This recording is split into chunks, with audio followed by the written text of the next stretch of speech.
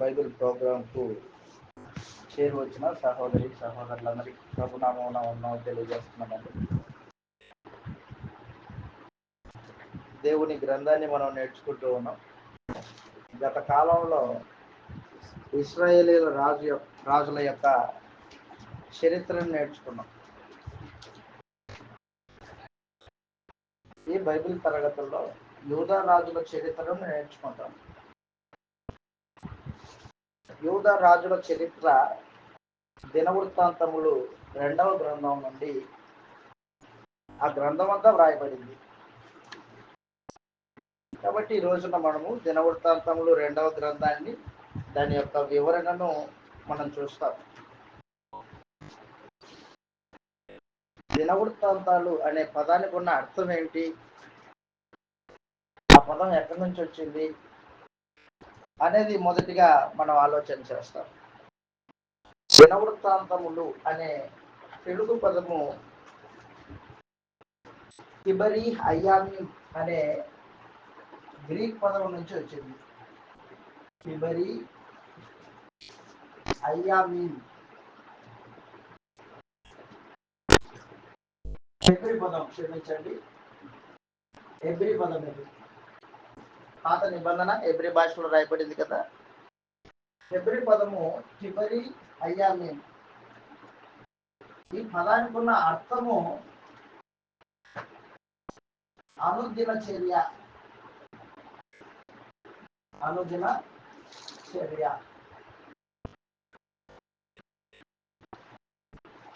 ఒక వ్యక్తి ఒక దినమున ఎలాగూ గడుపుతాడు, అతని దినచర్య ఏంటి అనే దాని గురించి తెలియచేయడానికి హిబరి అయ్యామీం అంటారనమాట. ప్రత్యేకించి యూదా రాజుల యొక్క దినచర్యలు దినవృత్తాంతాలు 2వ గ్రంథంలో రాయబడి ఉన్నాయి. యూదా రాజుల యొక్క దినచర్యలు దినవృత్తాంతాలు 2వ గ్రంథంలో తేటగా పరిశుద్ధాత్ముడు వ్రాయించాడు. ఈ గ్రంథం యొక్క రచయిత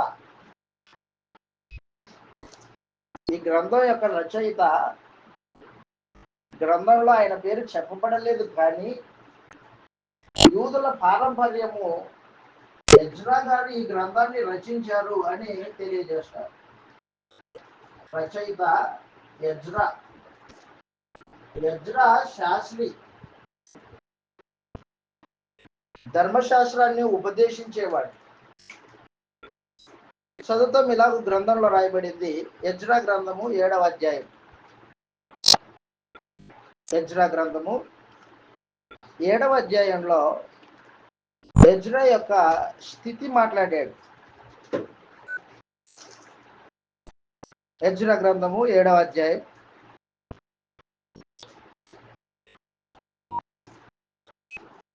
8వ వచనం నుండి. ఎజ్రా శాస్త్రి అయి ఉన్నాడు అన్న సమాచారం. ఎజ్రా గ్రంథము 7వ అధ్యాయము 8వ వచనం నుండి చదువుతాం.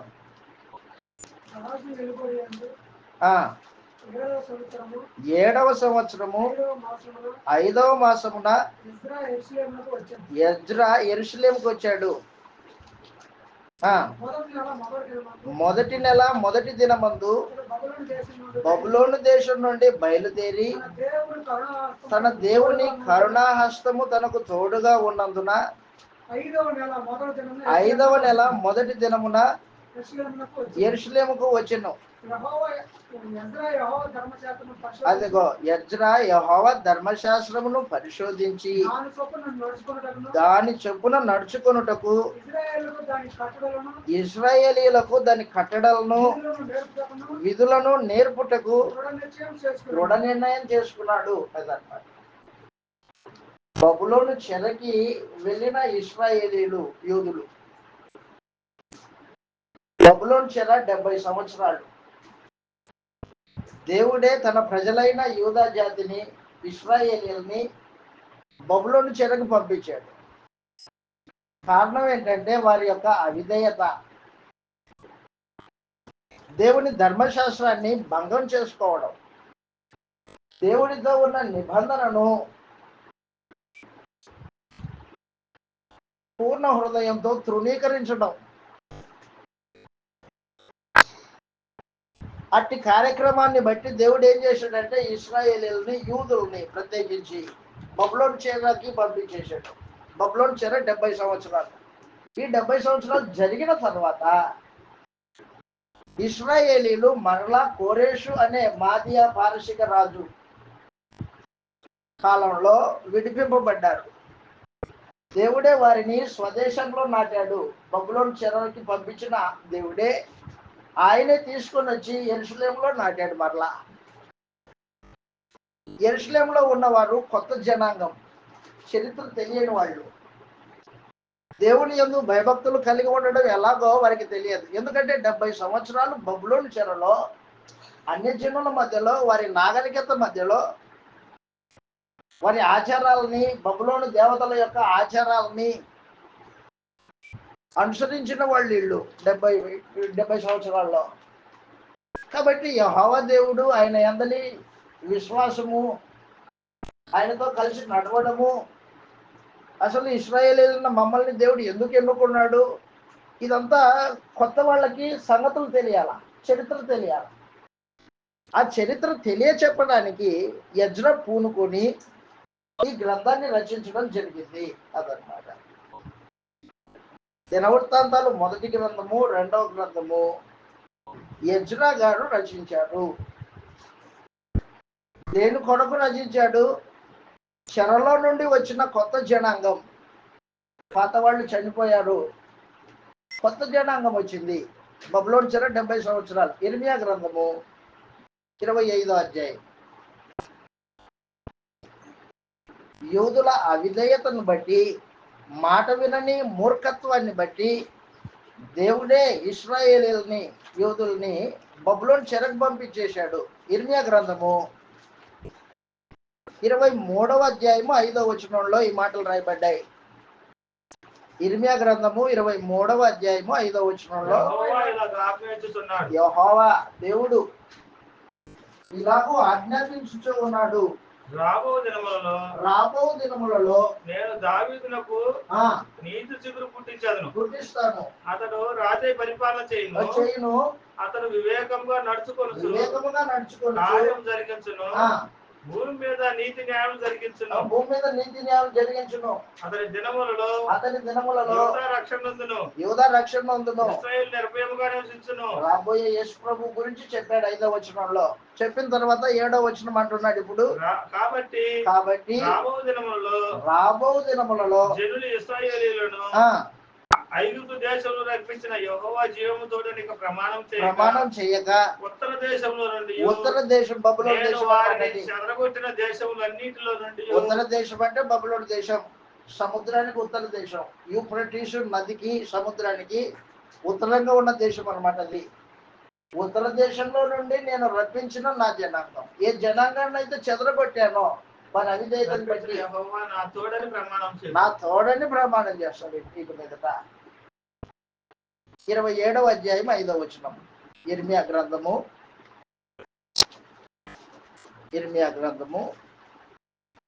27వ అధ్యాయము 5వ వచనంలో దేవుడు సెలవిచ్చినది ఏమనగా అధిక బలము చేతను చాచిన బాహు చేతను భూమిని భూమి మీద ఉన్న నరులను నేనే సృజించి ఎవరికిచ్చుట న్యాయమని నాకు తోచునో వారికే ఇచ్చుచున్నాను. అది సమాచారం.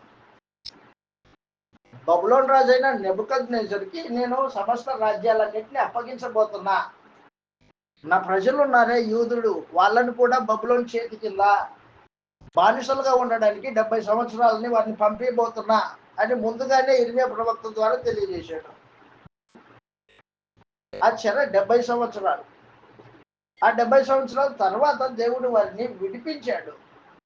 కోరేషు నా మందకాపరి వస్తాడు. కోరేషు చెరలోకి వెళ్ళిన వారిని విడిపిస్తాడు. నేనే ఆజ్ఞాపిస్తాను కోరేష్కి. కోరేషు నా మంద కాపరి అని నేను పిలుస్తాను పేరు పెట్టి అన్నాడు దేవుడు. కాబట్టి బబులోను చెర అయిపోయిన తర్వాత మాదీయ పారసికుల సామ్రాజ్యం వచ్చింది. ఆ సామ్రాజ్యానికి మొట్టమొదటి అధినేత కోరేషు. కోరేషు ద్వారా దేవుడు తన ప్రజల్ని విడిపించి యెరూషలేములకు మరలా సమకూర్చి వారికి మరలా తన ధర్మశాస్త్రాన్ని వివరింపజేస్తున్నాడు. ఆ వివరించే భాగంలో యూదా రాజుల చరిత్ర యజ్రా ద్వారా తెలియజేస్తున్నాడు అనమాట. అది సమాచారం.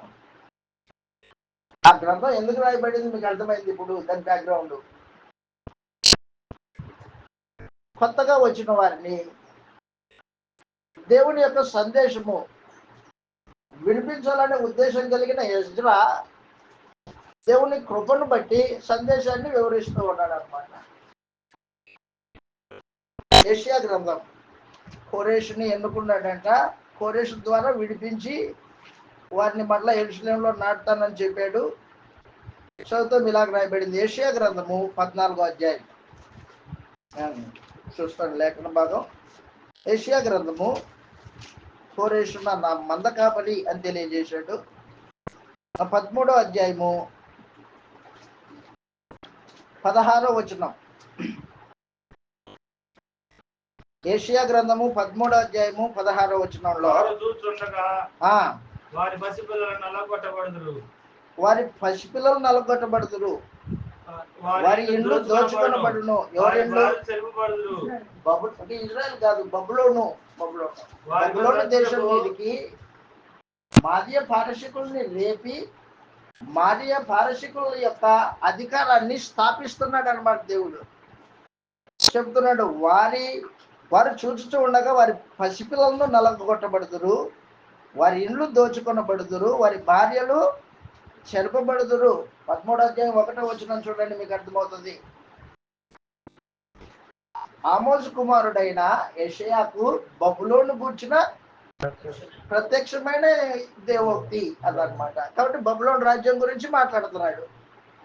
బబులోను రాజ్యాన్ని నేను ధ్వంసం చేసి మాదీయుల్ని స్థాపిస్తాను. ఈ మాదీయుడైన కోరేషు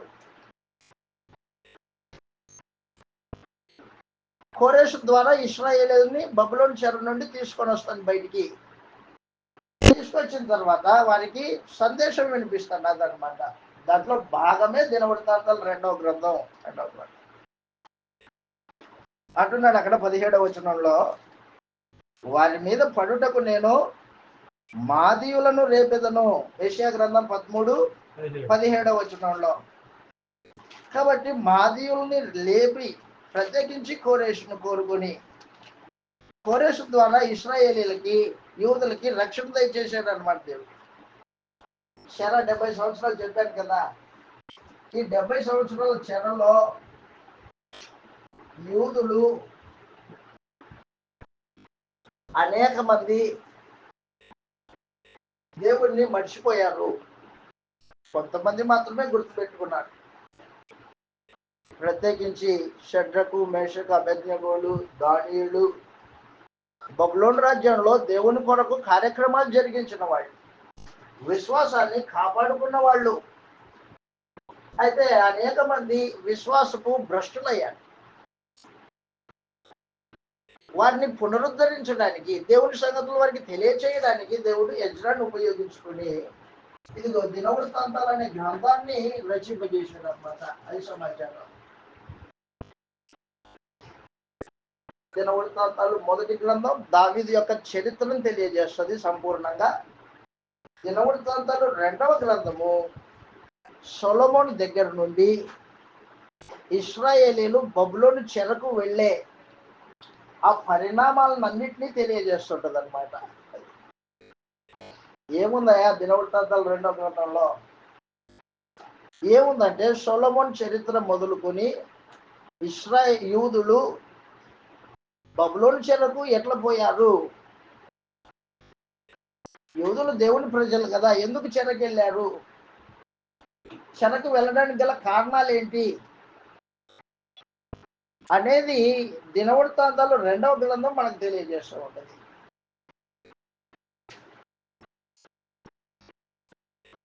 దినవృత్తాంతాలు 2వ గ్రంథంలో ఏముంది అంటే, మొట్టమొదటిది దేవుని ప్రజలైన యూదులు బబులోను చెరకు వెళ్ళవలసిన పరిస్థితి ఏమొచ్చింది, మొట్టమొదటి సమాచారం.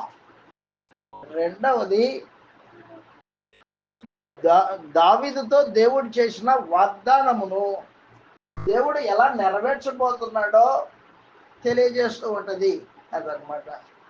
2 సంగతులు బాగా గుర్తుపెట్టుకోండి. ఒకటి, దినవృత్తాంతాల గ్రంథం ఏం తెలియజేస్తుంది, దినవృత్తాంతాలు 2, దినవృత్తాంతాలు. ఆ గ్రంథం మనకి ఏం తెలియజేస్తుంది? మొదటిది, యూదులు చెరకెందుకు పోయారు? చెరకు పోవడానికి గల కారణాలు ఏంటి?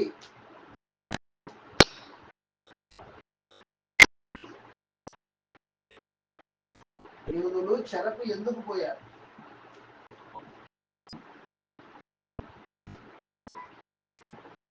కారణాలు.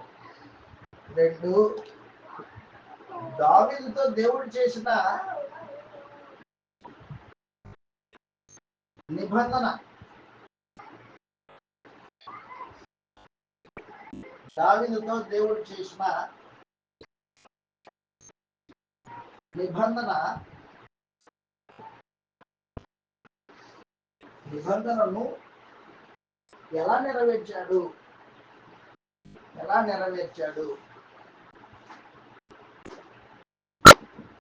అనేది మనకు దినవృత్తాంతాలు 2వ గ్రంథము తెలియజేస్తూ ఉంటుంది.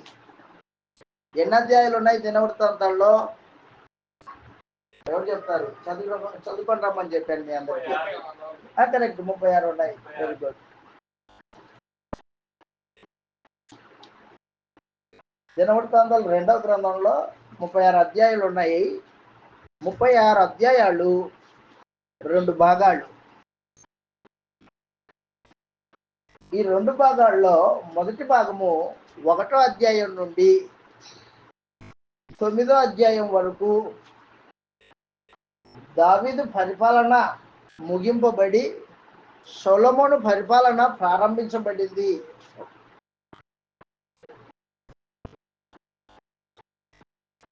1వ అధ్యాయం నుండి 9వ అధ్యాయం వరకు దావీదు పరిపాలన ముగింపబడి సొలొమోను పరిపాలన ప్రారంభించబడింది. 10వ అధ్యాయం నుండి చివరి 36వ అధ్యాయం వరకు విభాగ రాజ్యకాలం అన్నమాట. అది విభాగ రాజ్యకాలం. మనందరికీ తెలుసు, దేవుడే ఐక్యరాజ్యాన్ని, ఇశ్రాయేలీల యొక్క 12 గోత్రాలని దేవుడే విభజించాడు, మనుషులు విభజించలా. 1 నుంచి 9 వరకు సొలొమోను చరిత్ర. దావీదు రాజ్యం ముగించబడింది. 2వ అధ్యాయంలో దావీదు ముసలివాడు తన కుమారుణ్ణి పిలిచి, నాయనా జాగ్రత్త అని చెప్పి ఆ తర్వాత రాజ్యాన్ని ఇచ్చేసి సొలొమోనుకి రాజుగా చేశాడు. సొలొమోను రాజు అయిన తర్వాత రాజ్య పరిపాలనకు వచ్చాడు అనమాట. సొలొమోను యొక్క పరిపాలన 10 అధ్యాయాలు, 9 అధ్యాయాలు సంపూర్ణంగా. 10వ అధ్యాయం నుండి సొలొమోను కుమారుడైన రెహబాము. తెలుసు కదా మీకు చరిత్ర, రాజుల గ్రంథం చదివాం మనం. దేవుడు ఏం చేశాడంటే, ఇశ్రాయేలీలు 12 గోత్రాలని 2 భాగాలుగా విభజించాడు. 10 గోత్రాలని ఇశ్రాయేలు రాజ్యము అని చెప్పాడు. 10 గోత్రాలు. మిగతా 2 గోత్రాలు యూదా రాజ్యము అని చెప్పాడు.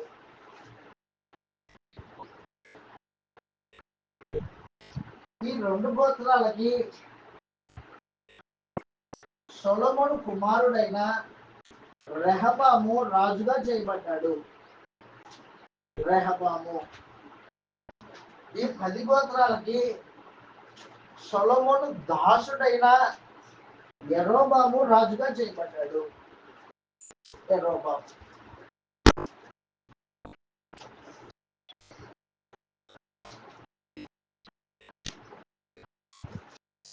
ఇశ్రాయేలీలు 10 గోత్రాలు, యూదులు 2 గోత్రాలు. యూదా బెన్యామీన్ 2 గోత్రాలు. విభజించింది ఎవరు?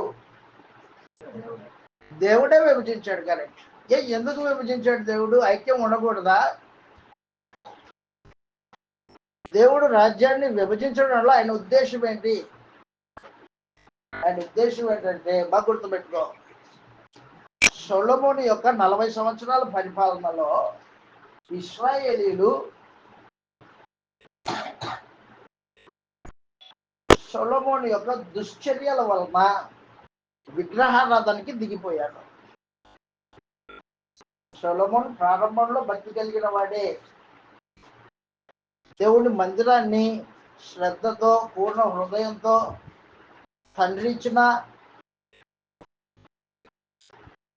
మాటల ప్రకారంగా మందిరాన్ని కట్టించాడు.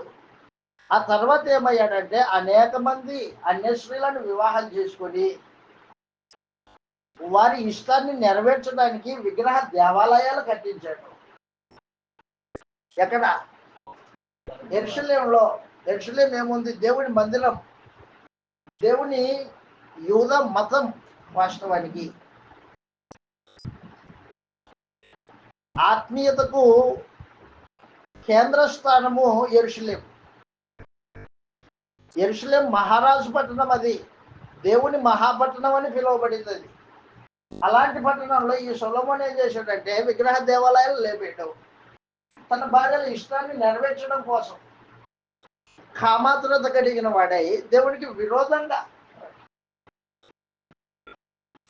తన భార్యల కోరికలు నెరవేర్చడానికి పరమందున దేవుడు ఏం చేశాడంటే, సొలొమోనా, నువ్వు చేస్తున్నది తప్పు. నీ తండ్రి నా యందు ఎలా బతికాడో పూర్ణ హృదయంతో పూర్ణ మనస్సుతో నన్ను సేవించాడు నీ తండ్రి, కానీ నువ్వు అలాగా నడుచుకోవట్లేదు, నేను చూస్తున్నా అని ప్రవక్తల్ని పంపించి సొలొమోనుకి సందేశం తెలియజేశాడు.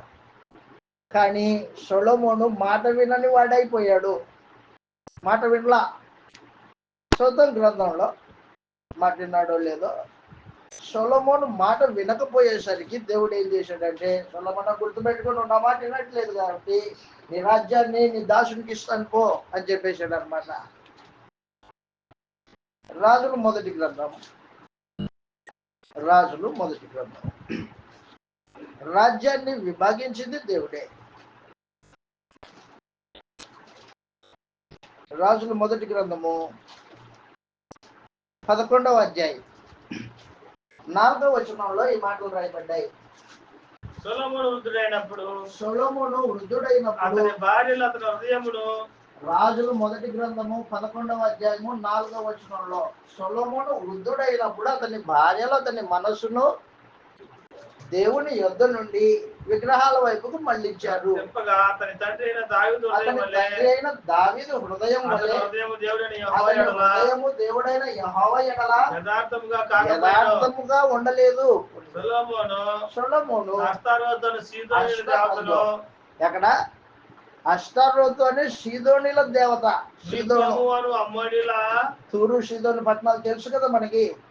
ఆ సీదోని దేవత అష్టారోతు అనే దేవతను అదృష్ట దేవత అంటారు. అష్టారోతు దేవతని అదృష్ట దేవత అంటారు. అష్టారోతు దేవత విగ్రహాలని ఉంచి యెరూషలేములో దేవాలయం కట్టాడంట. చదువు. బలిపీఠాలు కట్టాడు. అమ్మోనీల హేయమైన దేవతను, మిల్కోము అను అమ్మోనీల హేయమైన దేవతను అనుసరించి నడిచాను. ఈ ప్రకారం సొలొమోను యెహోవా దృష్టికి చెడు నడత నడిచి చూడు. ఎలాంటి నడత? తన తండ్రి అయిన దావీదు అనుసరించినట్టు తన తండ్రి అయిన దావీదు యెహోవాను అనుసరించలేదు. పూర్ణ హృదయంతో యెహోవా దేవుణ్ణి అనుసరించలేదు.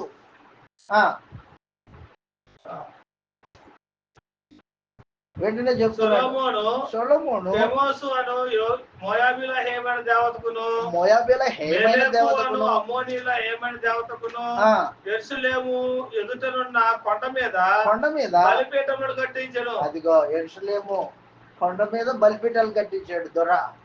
ఆ, తమ దేవతలకు తన ధూపం వేయించు దేవతలకు ధూపం వేయించు ధూపం వేయించు బలు అర్పించుచుండిన బలు పరస్త్రీలైన ఆ, తన భార్యల నిమిత్తము భార్యల అతని నిమిత్తము ఇలాగ చేసెను.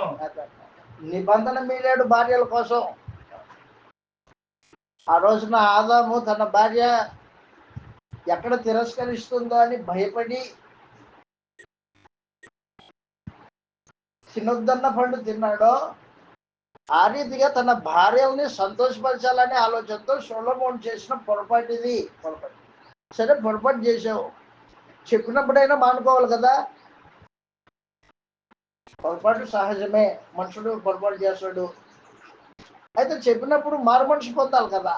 కానీ సొలొమోను మనసు మార్చుకోవడానికి ఇష్టపడిన వాడు కాదు. ముమ్మారు దేవుడు హెచ్చరించాడు నువ్వు చేస్తుంది తప్పు అని, అయినా కూడా మారలా. మారని మూర్ఖ స్వభావం కలిగిన సొలొమోను విషయంలో దేవుడు బాధపడి ఏం చేశాడంటే రాజ్యాన్ని విభాగించాడు. దేవుడే విభాగించాడు. రైట్, రాజ్యం నీకు ఉండదు పో. నీ తండ్రి హృదయం లాగా నీ హృదయం లేకుండా పోయింది. చదువు 9వ వచనం. ఇశ్రాయేలు దేవుడైన యెహోవా యెహోవా అతనికి 2 మార్లు ప్రత్యక్షమై ఎన్నిసార్లు?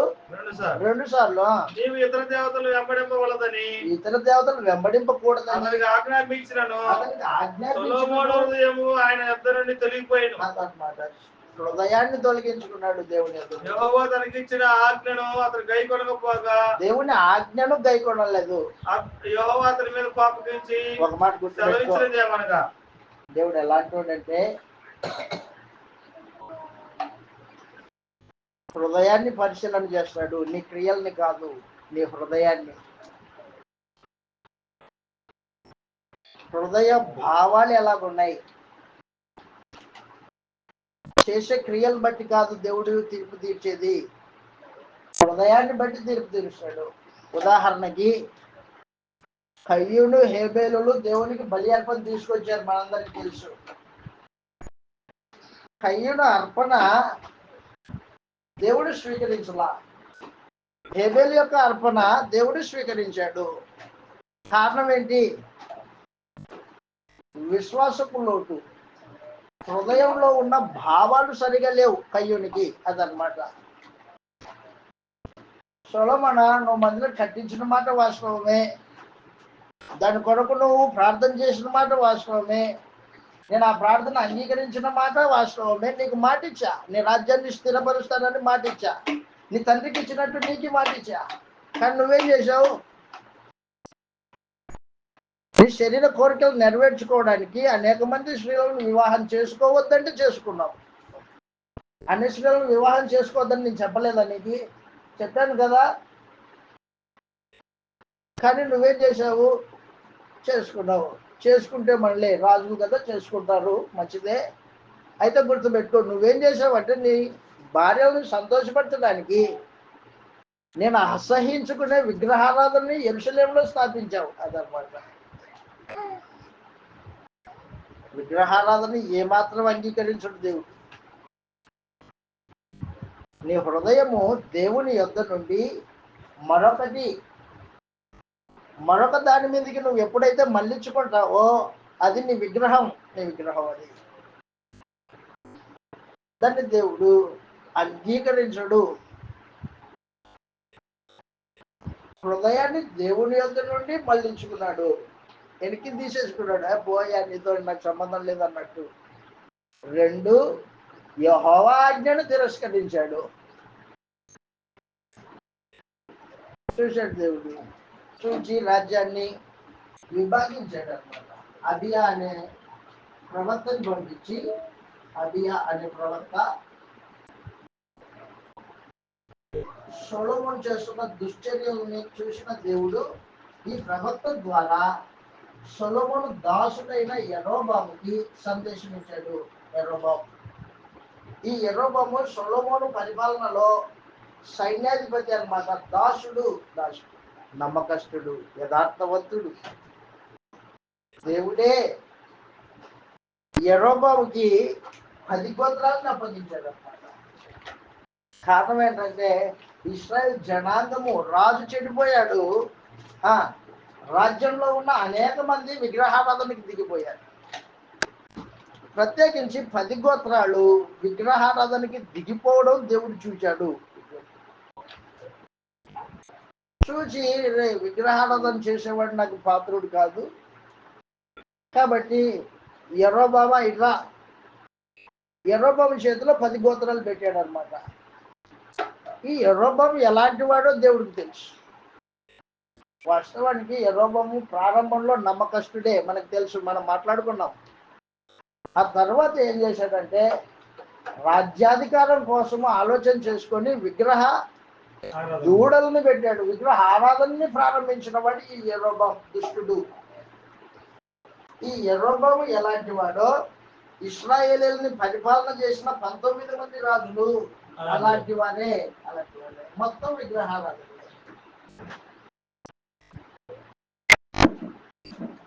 యెరోబాము విగ్రహారాధన ప్రారంభించి చెడుతనం జరిగించాడు అన్నమాట. అది మనం పోయినసారి రాజుల గ్రంథంలో మనం నేర్చుకున్నాం. ప్రత్యేకించి రెహబాము సొలొమోను యొక్క కుమారుడు రెహబాముకి 2 గోత్రాలను ఇచ్చాడు. చదువుతాం, అక్కడ రాయబడింది. అహియా, క్షమించండి, అహియా అన్నాను, ప్రవక్త పేరు అహియా ప్రవక్త. 11వ అధ్యాయము 28 నుంచి చదువుతాం. 29 నుంచి, క్షమించండి, 29 నుంచి. అంతటా యెరోబాము యెరూషలేములో నుండి బయలుదేరి రాజులు మొదటి గ్రంథము రాజులు మొదటి గ్రంథము 11వ అధ్యాయము 29వ వచనం నుండి చదువుతున్నారు సహోదరులు. అంతటా యెరోబాము యెరూషలేములో నుండి బయలువెళ్ళిపోగా ప్రవక్తయగు అహియా అతని మార్గమందు కనుగొనెను. అహియా కొత్త వస్త్రము ధరించుకొని ఉండెను. అహియా ప్రవక్త, దేవుడి ప్రవక్త, కొత్త వస్త్రం ధరించుకొని ఉన్నాడు. వారిద్దరు తప్ప పొలంలో మరి ఎవడును లేకపోయాను. వారిద్దరు తప్ప పొలంలో ఎవరు లేరు. అంతటా అహియా తాడు ధరించుకొని ఉన్న కొత్త వస్త్రమును పట్టుకొని 12 తునకలుగా చింపి యెరోబాముతో ఇట్లా నేను తను ధరించుకున్న కొత్త వస్త్రాన్ని తీసి బయటికి దాన్ని 12 తునకలు చేశాడు. ఆ 12 తునకల్లో 1, 2, 7, 10, ఇదిగో ఈ 10 గోత్రాలు నీకు ఇస్తున్నాడు దేవుడు అని చెప్పి. ఈ 10 తునకలు నీవు తీసుకోను. ఈ 10 తునకలు నువ్వు తీసుకోను. జనులు నన్ను విడిచి జనులు నన్ను విడిచిపెట్టి అష్తారోతు సీదోనియుల దేవతకును మోయాబుల దేవతకును మొక్కి సొలొమోను తండ్రి దావీదు చేసినట్లు యోగ్యమైన దాన్ని చెయ్యకయు, నా కట్టడలను నా విధులను అనుసరించకయు, నా మార్గంలో నడవలేక ఉన్నారు కాబట్టి సొలొమోను చేతులను రాజు కొట్టివేసి 10 గోత్రములు నీకు ఇచ్చేదను. అదేందయ్యా, ఇస్తే 10 గోత్రాలు మంచోళ్ళని ఇవ్వాలి కానీ విగ్రహారాధన చేసే గోత్రాలని నాకు ఇస్తున్నామని రెహబాము ఆలోచన చేయాల. యెరోబాము ఆలోచన చేయాల. ఎందుకంటే యెరోబాము ఆ తర్వాత చెడిపోతాడని దేవుడికి తెలుసు.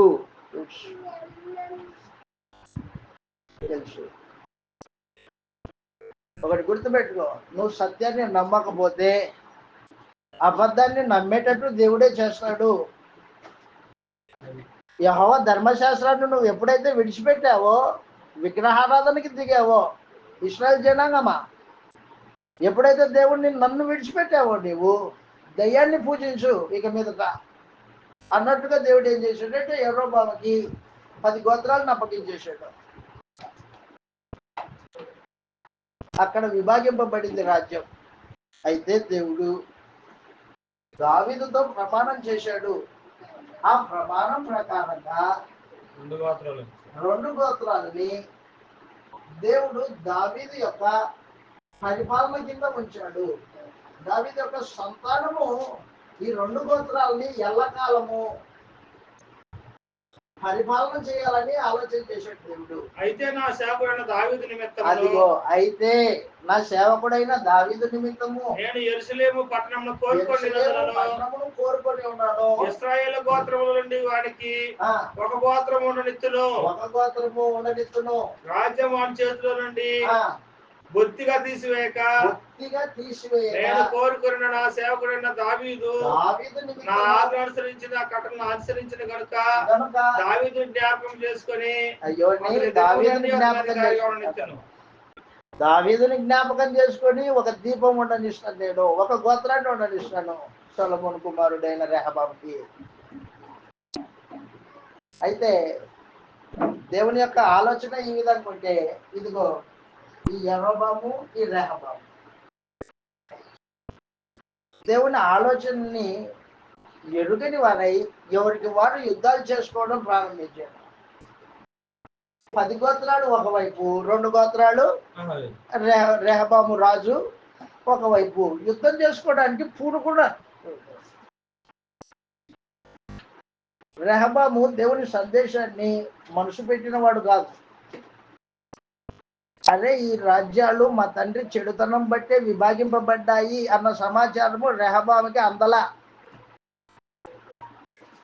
అందక రెహబాం ఏం చేశాడంటే, యెరోబాం అనేవాడు మోసగాడు, మా తండ్రి చేతిలో నుండి రాజ్యాన్ని 10 గోత్రాలు తీసేసుకున్నాడు అనే భావన కలిగిన వాడై యుద్ధం చేయడానికి ఈ 2 గోత్రాల్లో సైన్యాన్ని సమకూర్చుకొని యుద్ధం చేయడానికి పూనుకున్నాడు రెహబాం. పరమంతున్న దేవుడు చూస్తున్నాడు, అరే వీటికి సంగతి తెలియదు కాదు. ఎవరు చెప్తారు వీటికి సంగతి? ప్రవక్తను పంపిస్తా. ఎవరు ప్రవక్త? అహియా ప్రవక్త. చూద్దాం ఒకసారి గ్రంథంలో, దినవృత్తాంతాలు మొదటి గ్రంథం, 2వ గ్రంథం, దినవృత్తాంతాలు 2వ గ్రంథంలో యుద్ధాలు చేసుకుంటున్న వారికి 12వ అధ్యాయం, దినవృత్తాంతాలు 2వ గ్రంథం. మనం దినవృత్తాంతాలు చదువుతున్నాం కాబట్టి అక్కడికి వెళ్దాం, అది సమాచారం అంతే, వేరే ఏం లేదు. దినవృత్తాంతాలు 2వ గ్రంథము 11వ అధ్యాయం. శమయ ప్రవక్త శమయ ఇలాగ సెలవిచ్చెను. దినవృత్తాంతాలు 2వ గ్రంథము 11వ అధ్యాయం 2వ వచనంలో ప్రవక్త శమయ, నేను యూదారాజును సొలొమోను కుమారుడు రెహబాముతోను యోధా యందును బెన్యామీనీయుల ప్రదేశమందును ఉండు ఇశ్రాయేలు వారందరితోనూ ఈ మాట ప్రకటించుము. ఈ కార్యం నా వల్ల జరుగుతున్నది. ఈ కార్యము ఏది? విభజన. యెహోవా సెలవిస్తున్నాడు కనుక బయలుదేరకుండాను మీ సహోదరులతో యుద్ధము చేయకుండాను మీరందరూ మీ ఇళ్ళకు తిరిగిపోవుడని చెప్పాను. కావున వారు యెహోవా మాటలు విని యెరోబాముతో యుద్ధము చేయటం మాని వెళ్ళిపోయింది. అదనమాట. ఏం జరిగింది? యుద్ధం చేయడానికి పూనుకున్నారు. దేవుడు షమయ అనే ప్రవక్తను పంపించి సందేశం ఇచ్చాడు, ఇది నా వల్లనే జరిగిందిరా బాబు, మీరు గొడవ పడకండి అని చెప్పి పంపిస్తే రెహబాం ఏం చేసిందంటే దేవుని ప్రవక్త మాట విని యుద్ధం చేయడం మానుకొని తిరిగి వెళ్ళిపోయాడు. అతను వెళ్ళిపోయాడు కరెక్టే. యెరోబాము ఊరుకుంటాడా? యెరోబాము విగ్రహారాధనకి దిగిన వాడు, రాజ్యం తన చేతిలో ఉంచుకోవాలని ఆలోచన చేసుకున్నవాడు, స్వార్థపరుడు. పలుమార్లు ఇశ్రాయేలీయులతో యూదులతో యుద్ధం చేయడానికి పూనుకున్నాడు యెరోబాం. అయితే దేవుడు రెహబామును, అంతకుముందు రెహబాము యొక్క పితరుడైన దావీదు యొక్క హృదయాన్ని బట్టి, దావీదుతో చేసిన ప్రమాణాన్ని బట్టి యూదా గోత్రం మీదకి ఏ దేశం దండెత్తినా దేవుడే వారి పక్షాన యుద్ధం చేస్తాడు. పెద్ద దేశం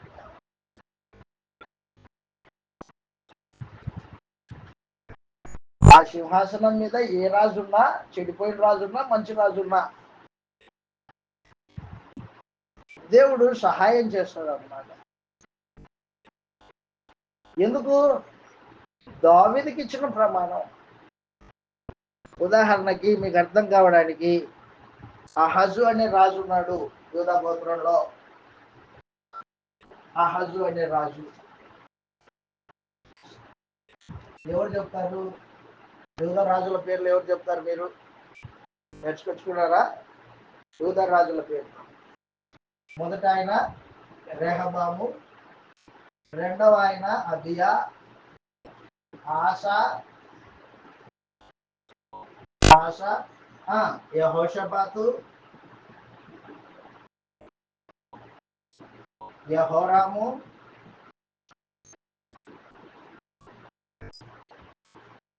ఇలాగ 20 మంది. ఈ 20 మందిలో అహజు అనేవాడు ఒకడు వస్తాడు. ఈ అహజు ఉజ్జియా, యోతాము, అహజు. ఈ అహజు అనేవాడు దుర్మార్గుడు. ఎంత దుర్మార్గుడు అంటే, వాళ్ళ తండ్రి యోతాము ఉన్నాడు, దేవుణ్ణి ఆరాధన చేసిన వాడు. దావీదు నడిచిన నడకలో యోతాము నడిచాడు. యోతాము యొక్క కుమారుడు అహజు విగ్రహారాధనకి దిగాడు. ఇతడు తన కుమారుణ్ణి అగ్నిగుండం దాటించడానికైనా సిద్ధపడ్డాడు విగ్రహ దేవతకి. అలాంటి దుర్మార్గుడు. ఈ అహజు మీదికి ఇశ్రాయేలీయుల రాజు రెమల్యా కుమారుడైన పెకహు, సిరియా రాజు ఇద్దరు కలిసి యూదాని ధ్వంసం చేద్దామనే ఆలోచనతో వస్తున్నారు, కలిసి వస్తున్నారు. యూదాని ఎటు తిరిగి దాన్ని లేపేసి, అక్కడ కూర్చున్న రాజు ఎవరు? దావీదు కుమారుడు అహాజు కదా, అహాజును తీసేసి మరొకరిని అక్కడ రాజుగా పెడదాం అని ఆలోచన చేసుకొని ఏం చేశారంటే వచ్చారు. వస్తే అహాజు యొక్క గుండె అదిరిపోతుంది.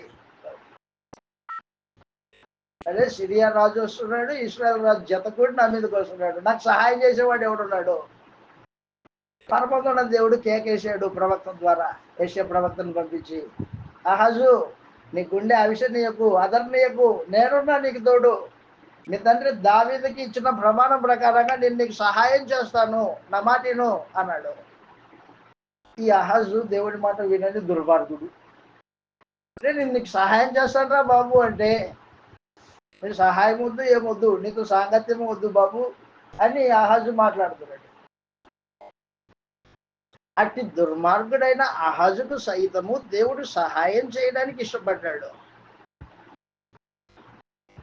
దేనికోసము? దావీదుతో దేవుడు చేసిన ప్రమాణాన్ని బట్టి. బబులోను చెర నుండి వచ్చిన యూదా జాతి గుర్తుపెట్టుకో, దేవుడు ఎలాంటోడు అంటే ప్రమాణం చేస్తే నమ్మదగినోడు. దావీదు మీ తండ్రి ఉన్నాడే, మీ తండ్రికి నమ్మకమైన వాగ్దానం చేశాడు. ఆ నమ్మకమైన వాగ్దానాన్ని నెరవేర్చడానికి ఎన్నిసార్లు మీ పితరులైన రాజుల్ని కాపాడాడో కావాలంటే చూడు చరిత్ర అని పరిశుద్ధాత్మ ఆ గ్రంథాన్ని రాయించడంలో ఉన్న ఉద్దేశం అన్నమాట. అది ఉద్దేశం. అది మనకు అర్థం కాలేదనుకో, ఆ గ్రంథం చదువుతున్నప్పుడు ఎన్నిసార్లు చదివినా వేస్టే. యెషయా గ్రంథం, దానికంటే యెషయా గ్రంథం చూద్దాం. యెషయా గ్రంథం. కాబట్టి దేవుడు ప్రమాణం ప్రకారంగా తన కార్యక్రమాలు జరిగిస్తాడు అనే విషయాన్ని గుర్తుపెట్టుకో. నిబంధన ప్రకారంగా కార్యక్రమాలు జరిగిస్తాడు ఆయన. ఆయన స్వభావం అది.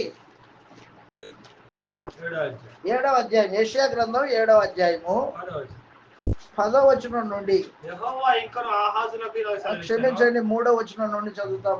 3వ వచనం నుండి. అప్పుడు యెహోవా యెషయాతో ఇలా సెలవిచ్చెను, అహాజు అనేవాడు దుర్మార్గమైన రాజు.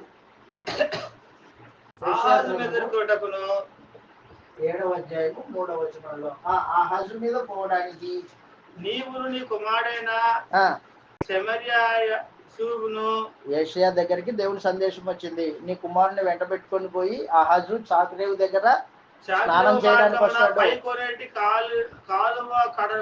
స్నానం చేయడానికి వస్తాడు రాజు. రాజు అక్కడికి వస్తాడు, నువ్వు వెళ్ళి చెప్పు, భద్రం సుమి నిమ్మలించు కొనకొంచు కొనలకు అనగా రెజీమను, సిరియనులు, రెమల్యా కుమారుడును అను వారి కోపాగ్నికి జడియకము, నీ గుండె జడియనియద్దు, గుండె అవిశనీయకము. సిరియాయు ఎఫ్రాయిమును రెమల్యా కుమారుడును నీవు కీడు చేయవాలని ఆలోచన మనము యోధా దేశం మీదకి పోయి దాని జనులను భయపెట్టి దాని ప్రకారం పడగొట్టి టాబియేలు వారి కుమారుని, ఎవరు ఏం పేరు అతని పేరు? తాబియేలు లాగా వాడి కుమారుని దానికి రాజుగా నియమించేద్దాం రండని చెప్పుకోలేదు. తాబియేలు ఏ గోత్రమో ఏ వంశమో మనకు చెప్పలా. కానీ దేవుడు దావీదుతో ఏం చెప్పాడు ప్రమాణము? నువ్వు నిద్రపోయిన తర్వాత నీ సంతతిలో నుండి నీ రాజ్యాన్ని విస్తరింపజేస్తా, వాగ్దానం చేస్తున్నా, ప్రమాణం చేస్తున్నా, నీ సంతానమే సింహాసనం మీద కూర్చుంటది అని చెప్పేశాడు అనమాట. ఆ ప్రమాణం ప్రకారంగా దేవుడు ఏం చేశాడంటే అహజుకు సహాయం చేయడానికి ఇష్టపడ్డాడు. అదనమాట. నువ్వు ఎలాంటి వాడివో నాకు తెలుసు, నన్ను విడిచిపెట్టేది మనకు తెలియదు, అక్కడ రాయబడలేదు. అయితే సెలవిస్తున్నాడు, ఆ మాట నిలబడదు, జరగదు. దమస్కు సిరియాకు రాజధాని, దమస్కునకు రెజీను రాజు 65 సంవత్సరములు కాకమునుపు ఎఫ్రాయిము జన్మ కాకుండా నాశనమగును. అదనమాట. ఇశ్రాయేల్ రాజ్యాన్ని నేనే ధ్వంసం చేస్తాను, నువ్వేం భయపడొద్దు. నీ మీదకి వస్తున్న సిరియా రాజుని నేనే ధ్వంసం చేస్తా, నా మాట విను అహజు అని చెప్పాడు దేవుడు. కానీ అహజు మాట వినని వాడై రాజుల్ని నమ్ముకున్నాడు, అశ్షూరు రాజుని నమ్ముకున్నాడు. అశ్షూరు రాజుని నమ్ముకుంటే ఏమొస్తుందిరా? నన్ను నమ్ముకో, నీకు వస్తుంది దీవెన అన్నాడు. పోయా, నువ్వు వద్దు, నీ సాహసం వద్దు అని అహజు అశ్షూరు రాజుని నమ్ముకొని డబ్బులన్నీ, దేవుని మందిరంలో ఉన్న డబ్బులన్నీ, వెండి బంగారాలన్నీ మూట కట్టి అశ్షూరు రాజుకు పంపించి, అయ్యా నీ కుమారుడిని, నీ దాసుడిని అన్నాడు. దేవుడు పైన చూసాడు, రే నువ్వు నా కుమారుడివి, నువ్వు నా దాసుడివి, దావీదుతో ప్రమాణం చేశాను నేను. లేదయ్యా నీ కుమారుని కాదు, పో, అశ్షూరు కుమారుడిని. కాబట్టి నిబంధనను తోసివేసిన దుర్మార్గుడు అహజు. అలాగని వాడు తోసేస్తే దేవుడు ఊరుకుంటాడా? దేవుడు ఎలాంటి వాడంటే నిబంధనకు బద్ధుడు. ఎంత బద్ధుడో చెప్పడానికి వీల్లేదు. ఎన్నిసార్లు విగ్రహారాధనకి దిగిన ఇశ్రాయేల్ విషయంలో ఎంతమంది ప్రవక్తలను పంపించాడో ఆ మాట చెప్పడానికి వీల్లేదు. నువ్వు నా భార్యని తిరిగిరా, నేను నిన్ను వివాహం చేసుకున్నాను, ఐగుప్తులో నుండి నిన్ను పిలుచుకొచ్చి నిన్ను పరిశుద్ధపరిచి నీతో వివాహం చేసుకున్నాను, నేను నీ పురుషుడిని, నువ్వు నా భార్యవి, నన్ను విడిచిపెట్టి వెళ్ళిపోవద్దు, అన్యుడిని మోహించొద్దు అని పలుమార్లు ప్రవక్తలను పిలిపించి సందేశం వినిపించాడు ఇశ్రాయేలుకి. పోయా నిన్ను మాటినాను అనేది ఆమె. ఈయనేమి వెంటబడతాడు. ఎందుకు వెంటబడతాడు? నిబంధనకు బద్ధుడు. నేను ఇలాగా నిబంధనలు తోసేసే స్వభావం కాదు నాది అంటాడు దేవుడు. సొంతం గ్రంథంలో దినవృత్తాంతాలు 2వ గ్రంథం, దినవృత్తాంతాలు 2వ గ్రంథంలో అహాజు పరిపాలన కాలం చదువుతాం. ఇలాగ రాయబడింది 28వ అధ్యాయంలో 28వ అధ్యాయంలో అహాజు పరిపాలన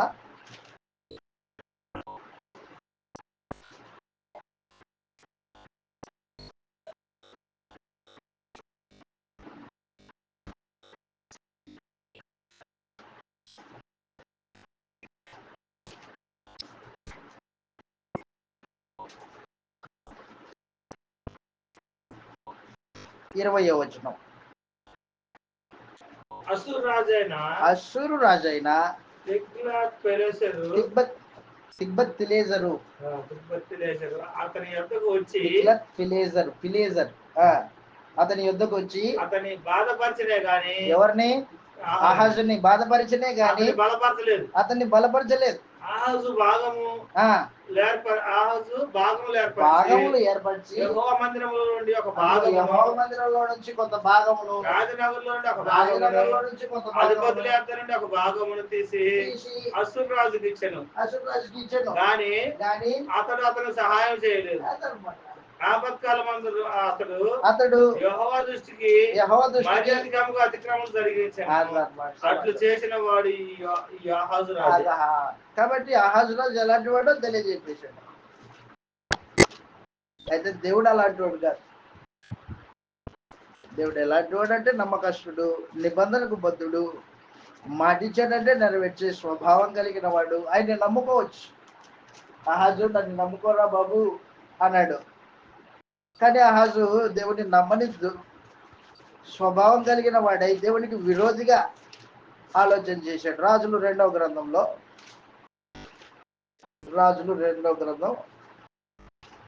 'ఆహాజు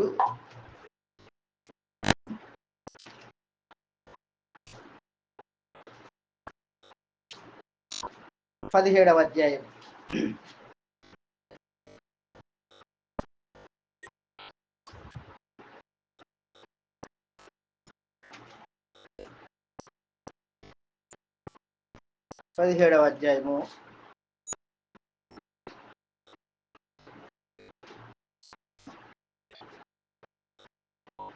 మొదటి వచనం నుండి. యోధా రాజైన ఆహాజు ఏలుబడిలో 12వ సంవత్సరం మందు ఎలా కుమారుడైన హోషేయ సోమ్రోనులో ఇశ్రాయేలును ఏలనారంభించి 9 సంవత్సరములు ఏలెను.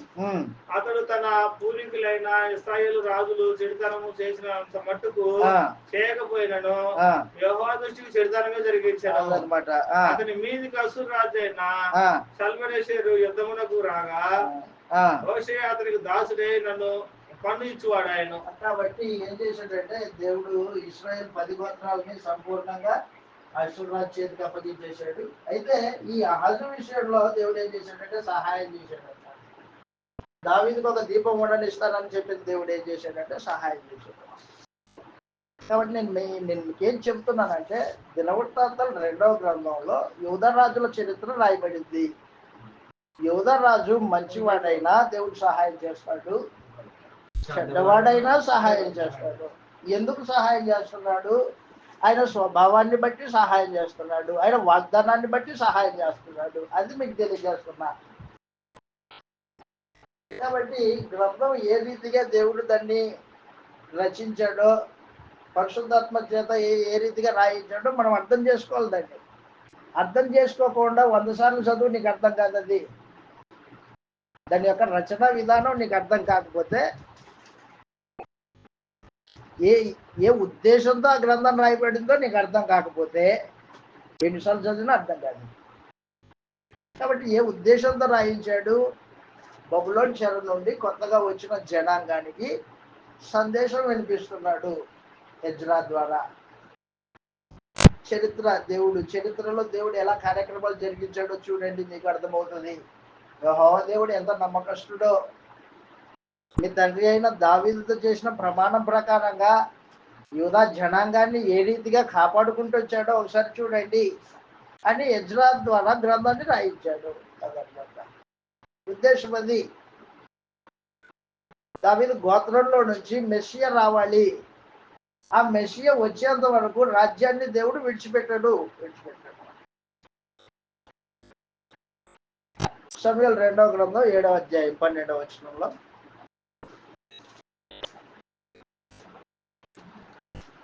సమూయేలు 2వ గ్రంథం 7వ అధ్యాయం 12వ వచనం.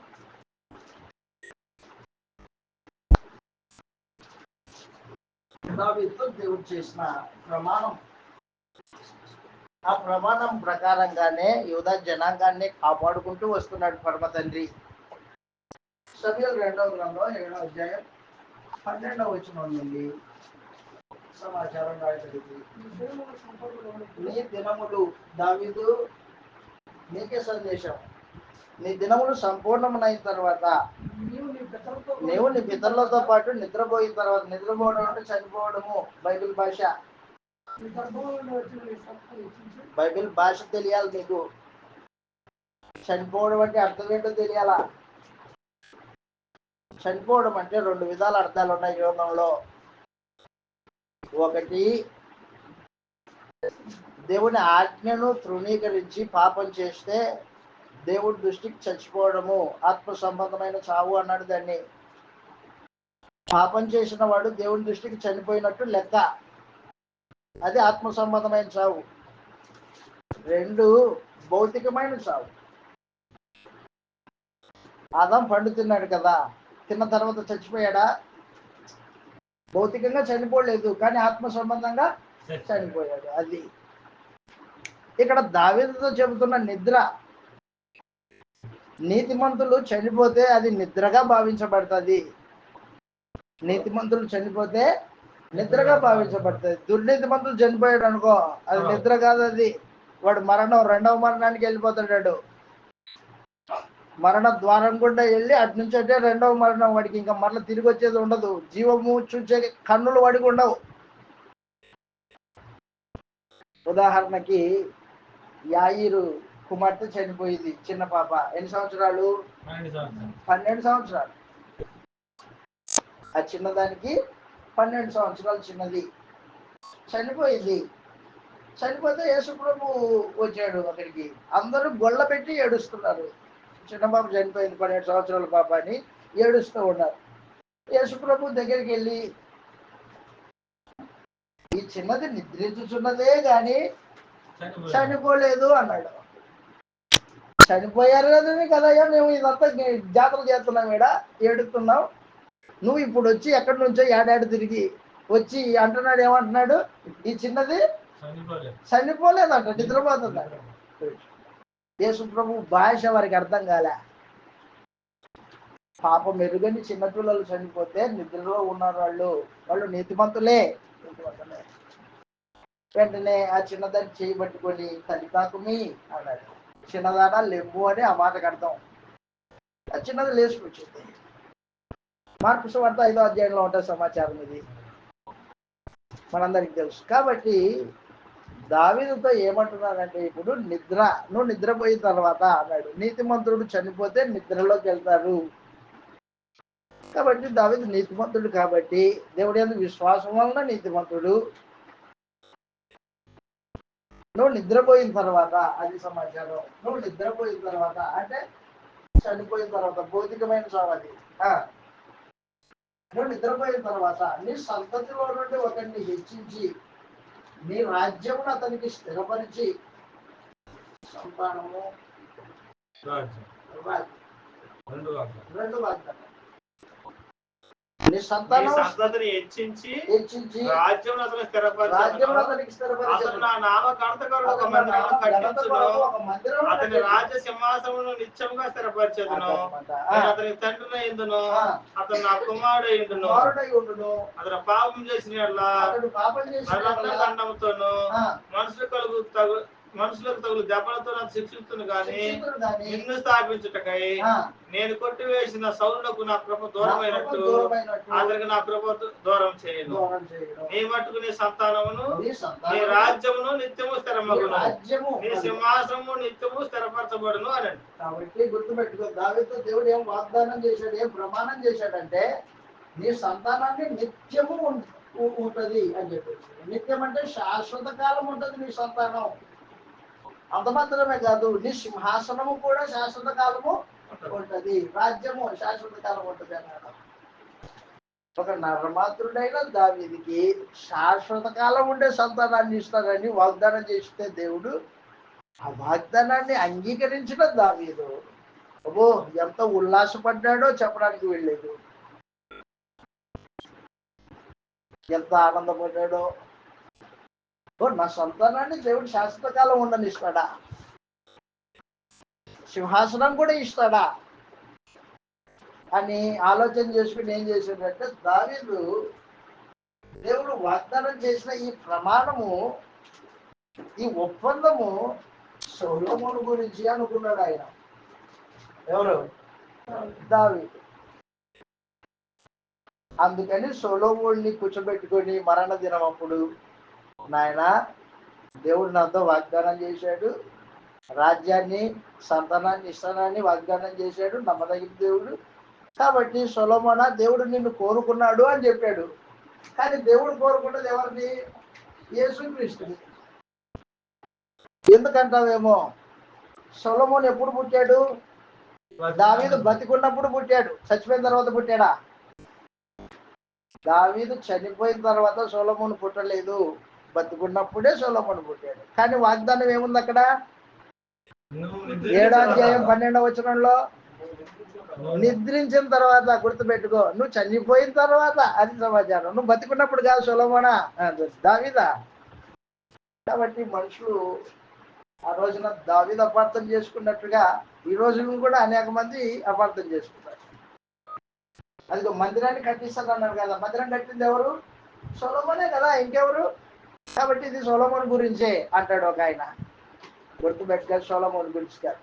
అసలు దేవునికి భౌతికమైన మందిరం గురించిన ఆలోచనే లేదు. ఆ మాటకు వస్తే, మనుషుల చేతులతో సేవింపబడివాడు కాడు. ఆకాశం నా సింహాసనము, భూమి నా పాదపీఠము. అర్థమైందా నేను ఎలాంటి ఉన్నావు? అలాంటి మందిరం కడతావండి, నీ చేతన అవుతుందా సొలొమోనా? అయ్యా నా చేత కాదండి అని ఒప్పుకున్నాడు సొలొమోను. కాబట్టి దయతో గుర్తుపెట్టుకోండి, దావీదుతో దేవుడు చేసిన ప్రమాణము సంపూర్ణంగా అది క్రీస్తు యేసుని గురించి. నీ సంతానాన్ని హెచ్చిస్తాను అని చెప్పి, దావీదు సంతానంలో యేసు ప్రభు రావాలి. యేసు ప్రభు వచ్చి దేవునికి మందిరం కట్టాలి. దేవుడి మందిరం, ఆ మందిరము దేవుడు నివాస స్థలము, అది సంఘమే. సంఘమే, మరొకటి కాదు. సంఘంలో దేవుడు నివసిస్తాడు. ఆ సంఘాన్ని కట్టినవాడు యేసు ప్రభు తన రక్తం ఇచ్చి కన్నాడు. ఆ సంఘము కట్టబడుతుందని దేవుడు ముందుగానే వాగ్దానం చేశాడు అనమాట. ఆ యేసు రాజవాళ్ళ, యేసు రాజవడానికి కార్యక్రమాలు సాగుతున్నాయి. దినవృత్తాంతాలు 2వ గ్రంథం అంతా అదే సమాచారం. ఇప్పుడు సింహాసనము దావీదు దగ్గర నుంచి ఎవరికి వచ్చింది? సొలొమోనుకి వచ్చింది. కరెక్ట్. సింహాసనం వచ్చింది సొలొమోను తర్వాత. సింహాసనము రెహబాముకి వచ్చింది.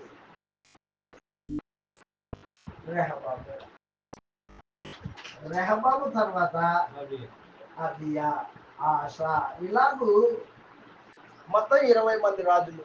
20 మంది రాజుల్లో ఒక చివరి వాడు ఉన్నాడు. ఒకడు యెకొన్యా అనే ఒక దుర్మార్గుడు ఉన్నాడు. ఆ హజు అనేవాడు ఎలాంటి దేవుడి మాట వినని స్వభావం ఉందో అలాంటి స్వభావం కలిగిన వాడు ఒకడు ఉన్నాడు. ఎవరు? యెకొన్యా. యెహోయాకీను, యెకొన్యా, కొన్యా అనే ఈ 3 పేర్లు ఒకరికి సంబంధించినవే. ఈ కొన్యా అనేవాడు దేవుడి మాట వినడు. ఇర్మియా ప్రవక్త ఆ దినాలలో ఈ కొన్యా అనేవాడు దేవుడి మాట వినని వాడు. రే, నా మాట వినకపోతే నా సింహాసనం ఎందుకు రా నీకు అంటాడు దేవుడు. యెకొన్యా, నేను నిన్ను తోసేస్తున్నా చెప్పేసి యెకొన్యాతో దేవుడు ఒక ప్రమాణం చేశాడు. ఏం చేశాడు? చదువుతాం, ఇలాగ రాయబడి గ్రంథంలో. యెకొన్యాతో చేసింది ఏంటి? దినవృత్తాంతాలు 2వ గ్రంథం. యెకొన్యా అనేవాడు మాట వినకపోతే దేవుడు చెబుతూ ఉన్నాడు.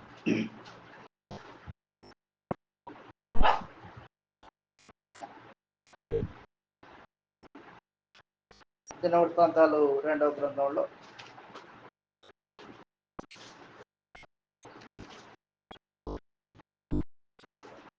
36వ అధ్యాయము. క్షమించండి, రాజులు 2వ గ్రంథం. రాజులు 2వ గ్రంథం చివరి అధ్యాయాల్లో యెకొన్యా గురించి మాట్లాడుతూ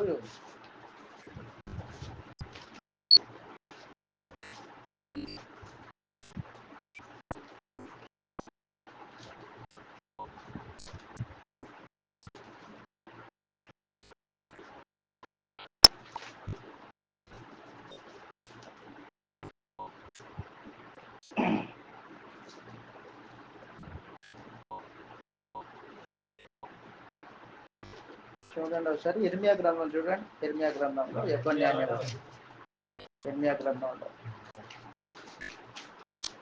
ఈ కొన్య అనేవాడి గురించి మాట్లాడుతూ దేవుడు చెప్తున్నాడు. ఈ కొన్య నా చేతికి శిఖ ఉందని.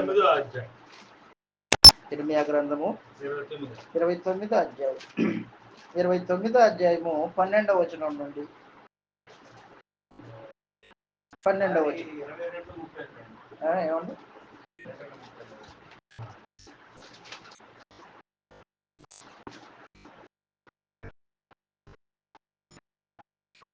Right, correct. 22వ అధ్యాయం 30వ వచనం కరెక్ట్. 28 నుంచి చదువుతాం. 22, 28.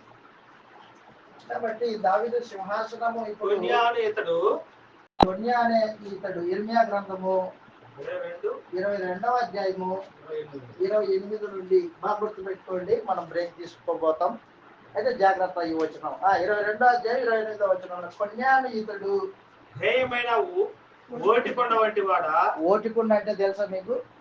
ఓటికొండ అంటే ఏంటి? కొండకి కన్నం పడింది, బెజ్జం పడింది, ఓటు పోయింది అంటారు. అది అనమాట. దాంట్లో నీళ్లు పోసినా నిలబడవు అనమాట. పనికి మాలిన ఘట్టం, ఆ కొండ పనికిరాదిగా తీసేయాల్సిందే.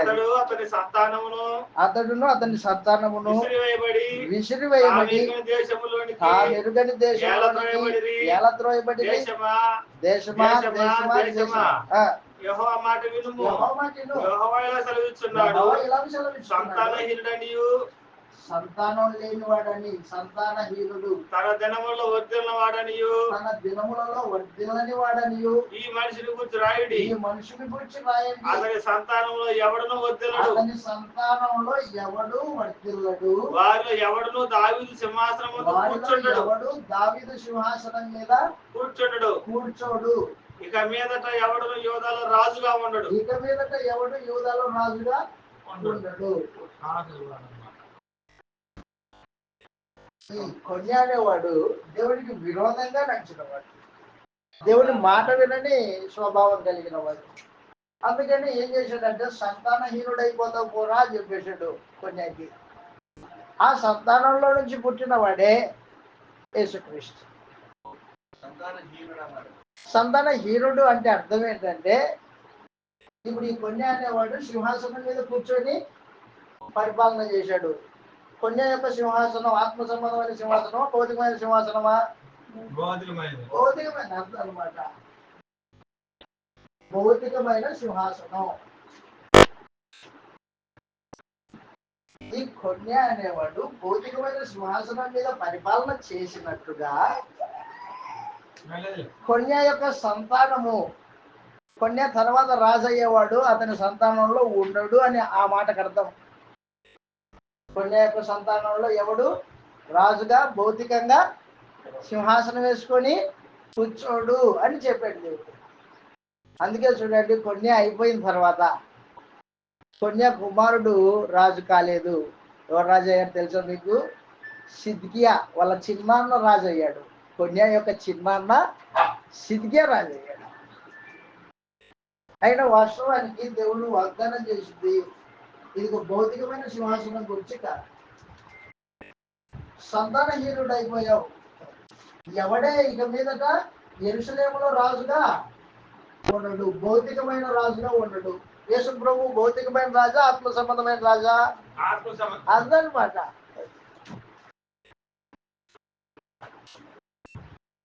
బాగా గుర్తుపెట్టుకోండి ఒక మాట, ఎప్పుడు మర్చిపోవద్దు. ఏంటంటే సింహాసనాశీనుడు, సకల యుగాల్లో రాజు దేవుడు. ఆ సింహాసనాన్ని దేవుడు సౌలు అనే ఒక బెన్యామీను గోత్రికుడికి ఇచ్చాడు. తన సింహాసనాన్ని ఎవరికి ఇచ్చాడు?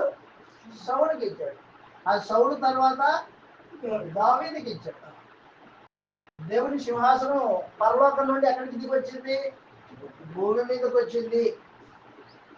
ఈ భూమి మీద ఈ సింహాసనాన్ని దావీదు సంతానం ఏం చేశారంటే దాన్ని సంపూర్ణంగా పాడు చేశారు. దేవుడి సింహాసనాన్ని పాడు చేశారు వాళ్ళు.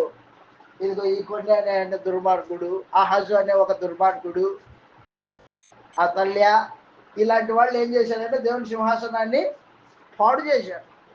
పాడు చేసిన దేవుడు ఏం చేశాడంటే ఇదిగో సింహాసనాన్ని మరలా నేరుగా పరలోకానికి తీసుకున్నాడు. పరలోకానికి తీసుకున్నాడు. ఎక్కడుంది ఇప్పుడు సింహాసనం? పరలోకానికి వెళ్ళింది. ఇప్పుడు యేసు రాజు అవ్వాలా? దావీదుతో వాగ్దానం చేశాడు కదా, సమూయేలు 2వ గ్రంథం 7వ అధ్యాయము 12వ వచనంలో.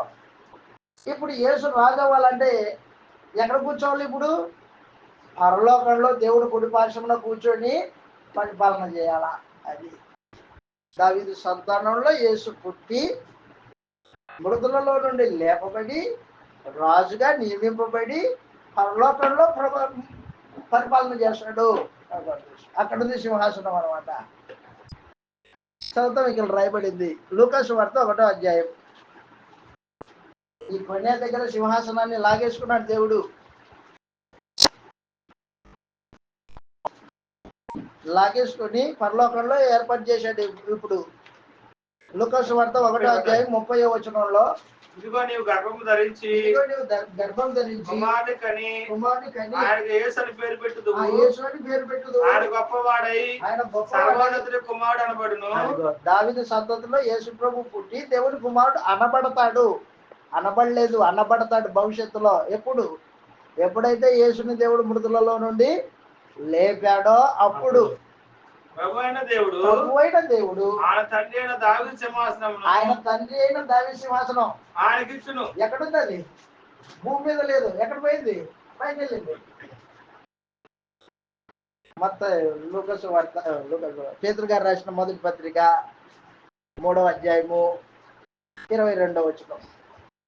పేతురు గారు రాసిన మొదటి పత్రిక 3వ అధ్యాయం 22వ వచనంలో, ఆయన పరలోకానికి వెళ్ళి దేవదూతల మీదను శక్తుల మీదను ప్రధానుల మీదను అధికారం పొందిన వాడై దేవుని కుడి పార్శ్వమున ఆసీనుడై ఉన్నాడు. అది అక్కడ ఉన్నాడు యేసు రాజుగా.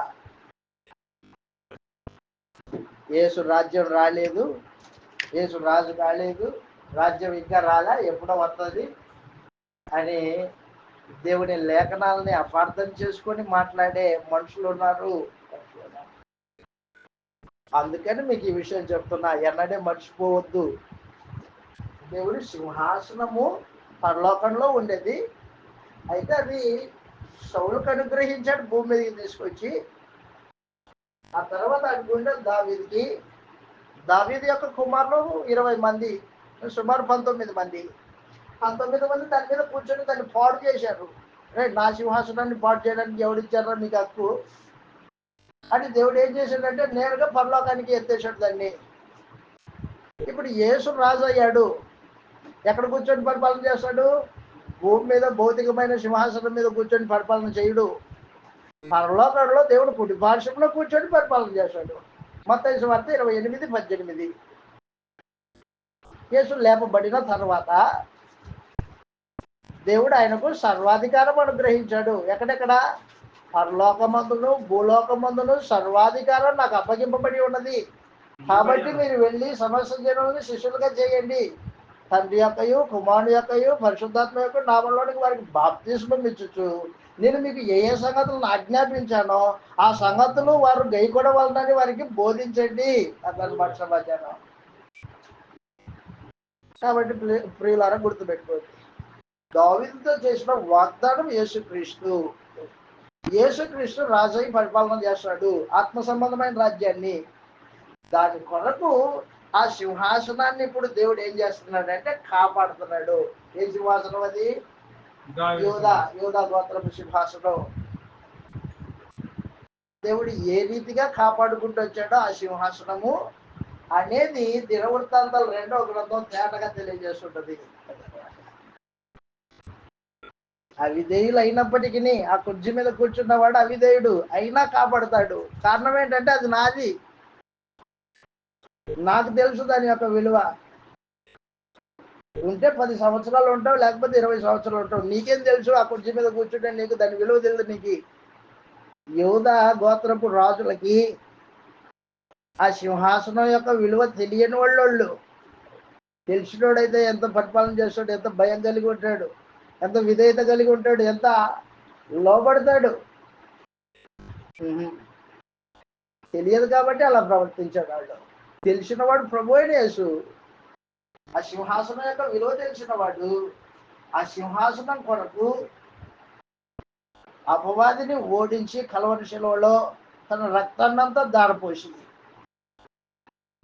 సింహాసనాన్ని సంపాదించాడు ప్రభు.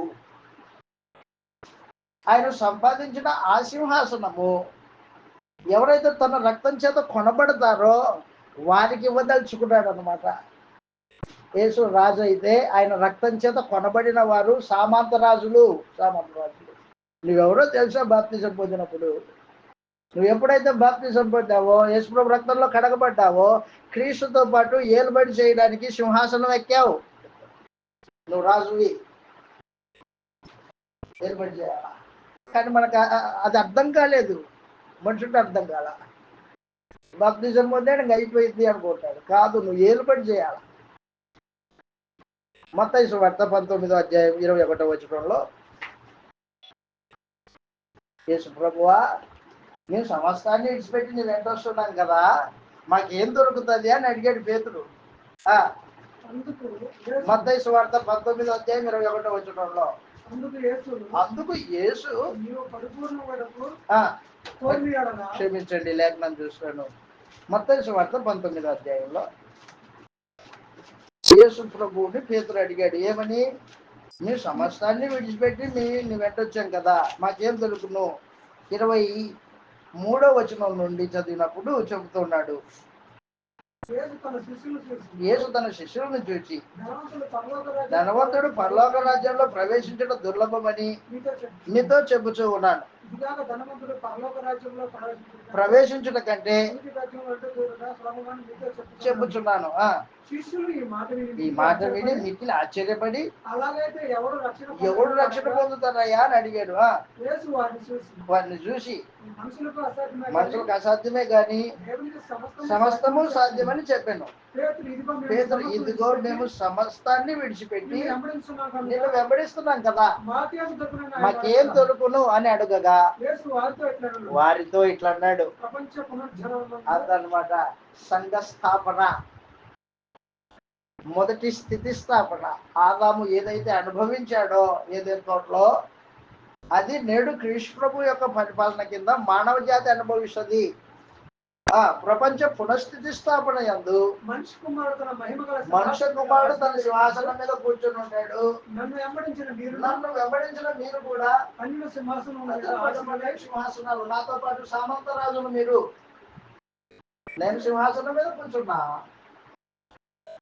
దేవుడు నన్ను కూర్చుండబెట్టాడు మృతులలో నుండి లేపి. నాతో పాటు మీకు 12 సింహాసనాలు ఇస్తాను. 12 గోత్రాల వారికి రాజ్యం రాలేదా? మొదటి శతాబ్దంలోనే రాజ్యం వచ్చింటే కన్నులు కనిపించలేదు గుడ్డోడికి. పెట్టుకో. కాబట్టి దావీదు సంతానంలో పుట్టిన యేసు రాజై పరిపాలన చేస్తున్నాడు. ఆ సింహాసనాన్ని దేవుడు ఏ రీతిగా కాపాడాడు. ఇదిగో ఈ కొన్య, ఆ తర్వాత సిద్కియా. ఈ సింహాసనము దేవుడి సింహాసనం దావీదుకు అప్పగించాడు. అది కాపాడేవాడు దేవుడు కాబట్టి దాన్ని కాపాడుతూ ఉన్నాడు.